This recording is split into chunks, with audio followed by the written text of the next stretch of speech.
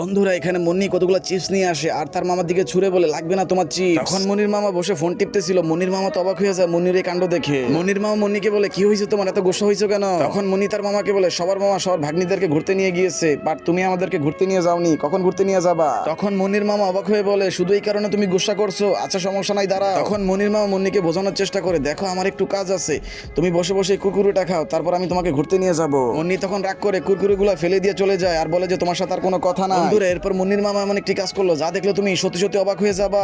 তার আগে বন্ধুরা তুমি তোমার সুন্দর হাতটি দিয়ে আমার চ্যানেলটি সাবস্ক্রাইব করে দাও। আর বন্ধুরা তুমি আমার ভিডিওটা কোন দেশ থেকে দেখতেছো, বাংলাদেশ না ইন্ডিয়া থেকে? তোমার দেশের নামটা আমার এখানে কমেন্ট করে লিখে যাও। মুন্নি তো রাগ করে চলে গেল, এখন কি করব? আইডিয়া পাইছি।